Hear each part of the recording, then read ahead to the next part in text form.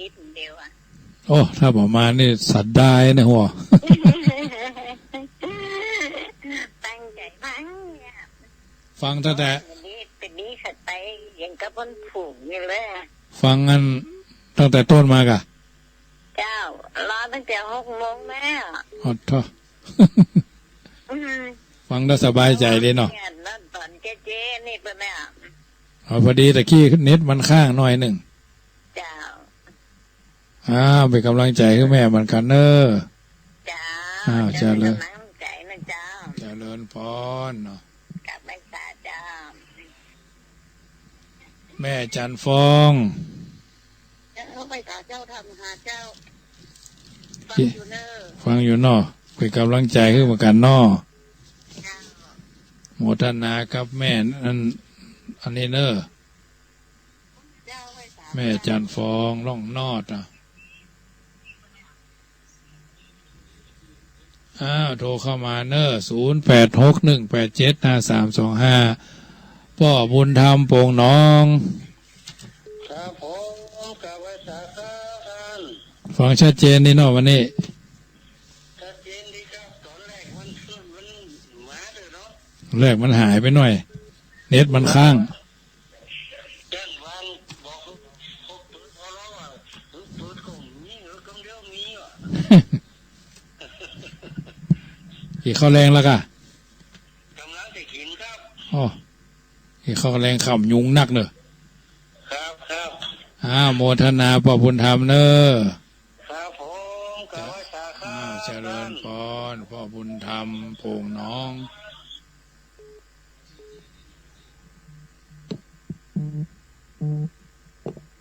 เจริญพรแม่ศรีพันธ์ฟังชัดเจนดิเนาะ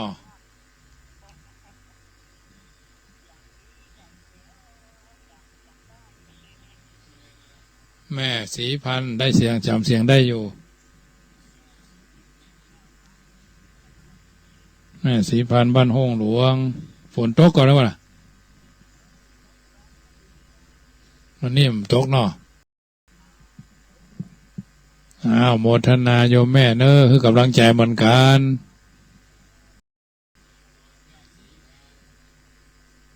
แม่ปราณี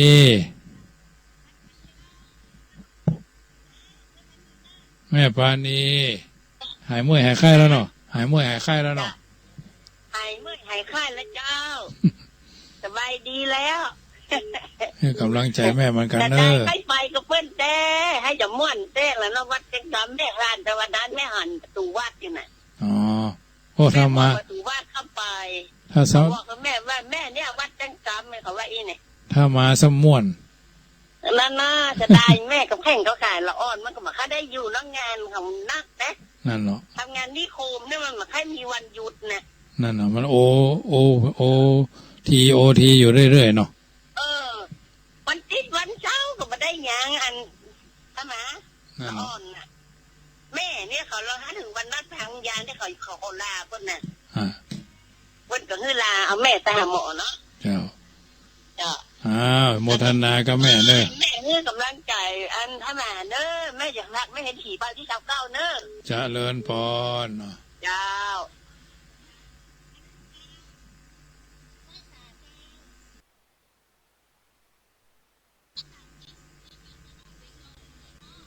เจ้าแยกซองไปเลยเจ้าไฟตะหักโมทนาเนอะ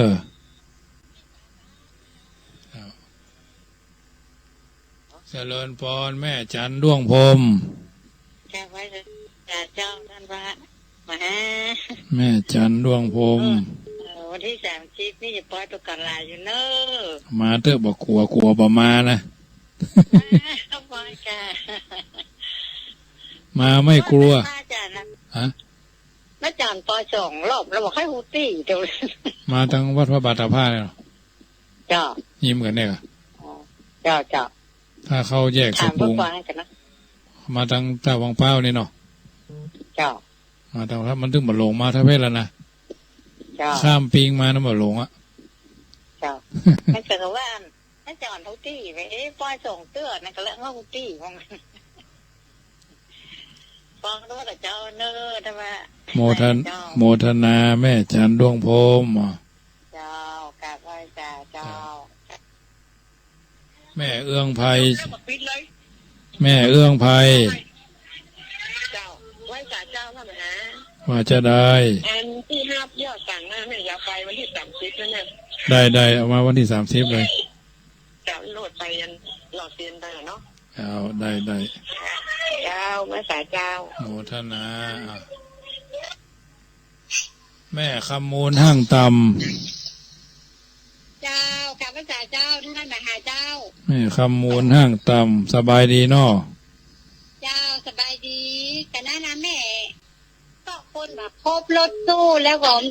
แม่ถ้าจะได้ขี่รถเมย์ไปบ่งวันนี้แม่จิรพันธ์เขาไปแล้วเจ้ามันแม่ติดต่อที่น้องบ้านทองคูแล้วเจ้าแล้วก็ถ้าไม่ได้คนครบ10แม่ก็จะไปรถเมย์เอาเจ้าเขาวันได้มากันเนาะเจ้าปายโย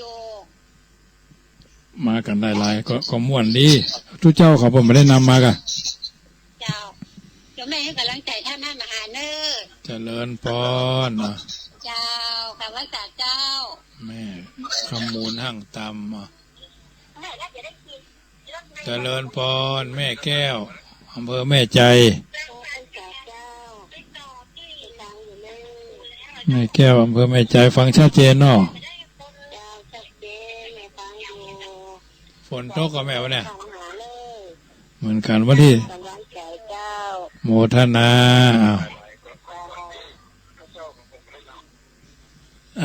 แม่สีพันบ้านโฮงแม่ปราณีเวียงหนองล่องแม่ปราณีป่า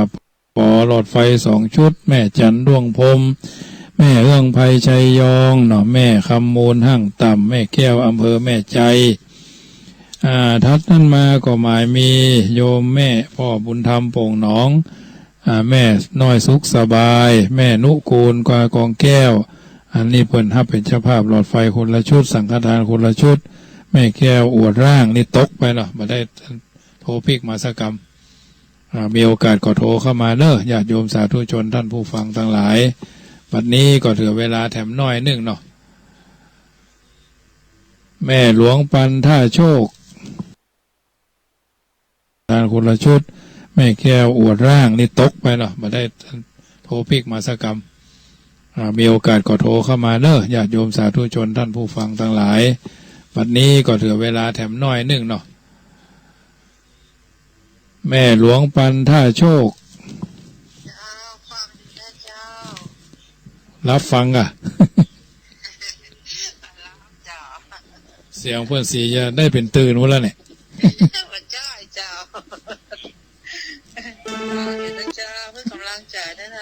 โมทนาแม่หลวงปันท่าโชคแม่หลวงสายฝนฟังอยู่นอ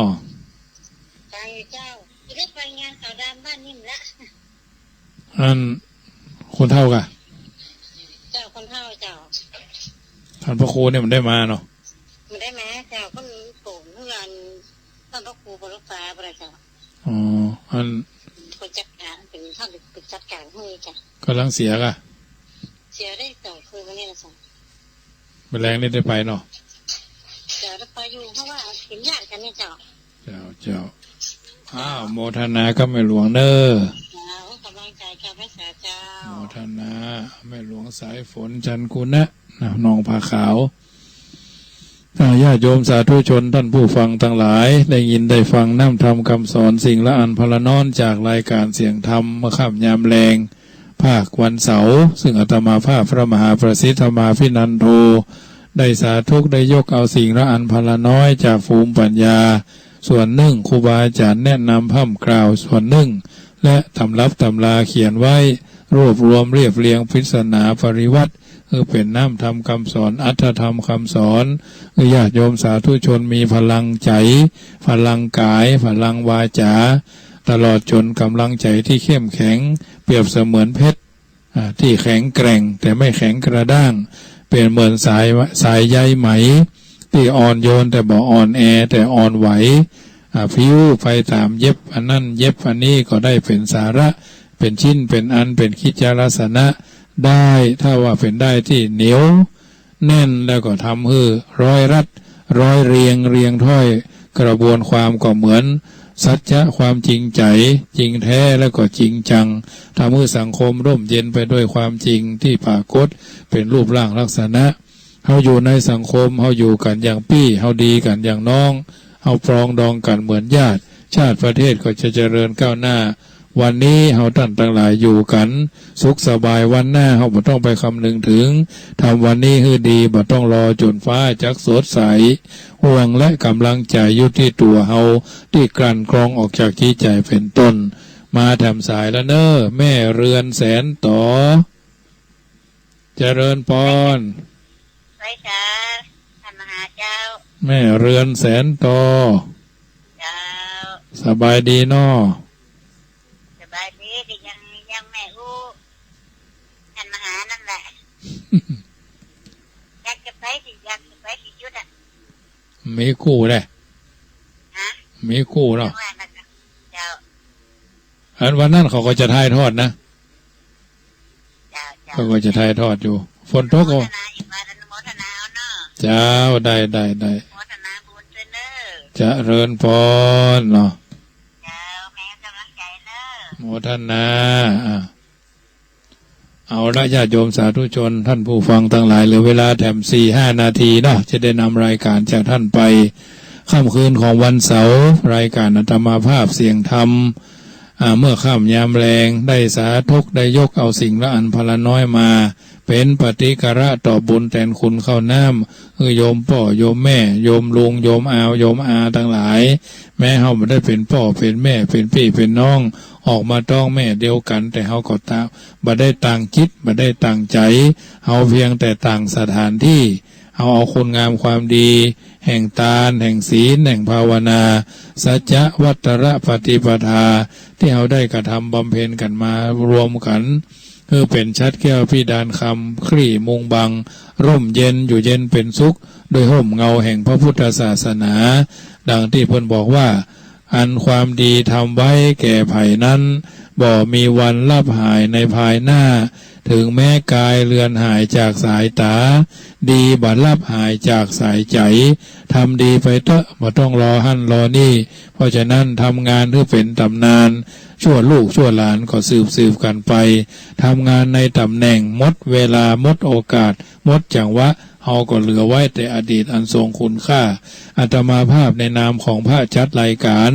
ก็ได้ทำหน้าที่พระจัดรายการมาโดยตลอดก็คือได้เทศนาว่าการคืองานพระถ้าเลยละพระธรรมจักอับแสงความชั่วช้ากาลีจักมีแหงมายื้อแย่งพื้นที่ความดีไปเพราะฉะนั้นญาติโยมสาธุชนท่านผู้ฟังทั้งหลายได้ฟังธรรมะรู้เรื่องได้ฟังธรรมะเอาเรื่องและได้ฟังธรรมะปฏิบัติไปตามเรื่องความเข้มแข็งความแข็งแกร่งความเป็นคนที่ทนต่อสภาพที่มันบัดดีบ่งามเพราะเราเดินตามหอยเราปฏิบัติตามหลักเรามีหลักยึดคือพระพุทธเจ้าเป็นผู้นำพระสัทธรรมเป็นแผนที่พระอริยสงฆ์เป็นผู้ชี้ตัวเฮาคือแหล่งแห่งการทำดีและก็ทำชั่วดีชั่วอยู่ที่ตัวเฮาทำสูงต่ำอยู่ที่เฮาทำตัวค่ำคืนวันนี้จะรับจะนอนก็ไหวพระนบธรรมให้เรียบร้อยนึกถึงคุณพระพุทธเจ้า56พระธรรมเจ้า38พระสังฆเจ้า14คุณพ่อ21คุณแม่12คุณครูบาอาจารย์คุณทานคุณศีลคุณภาวนาเป็นตบะเดชะเป็นภารวะปัจจัยคุ้มครองปกป้องขจัดพัดเป่าข้อปี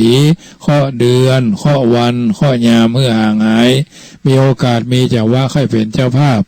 ยอดสังฆทานชุดละ500ก็แจ้งติตมาภาพที่0861875325 จะเป็นเจ้าภาพหลอดไฟ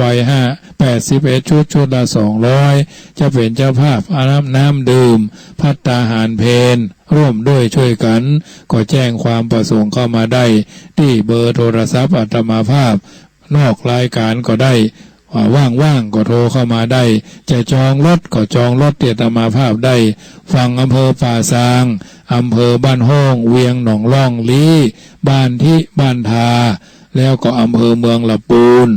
จองได้เตียตมาภาพ08618753250861875325ตายที่สุดนี้รัตนัตยานุภาเวนะรัตนัตยะเตจะสาพุทโธบังซ้ายธัมโมบังขวาสังโฆบังกายาอะระหังบังเกสาอะระหังพุทโธนะโมพุทธายะพุทโธโยแค้วคาดพระพุทธเจ้าย้ายบาทอิติปิโสภควาธัมโมโยแค้วคาดพระพุทธเจ้าย้ายบาทอิติปิโสภควา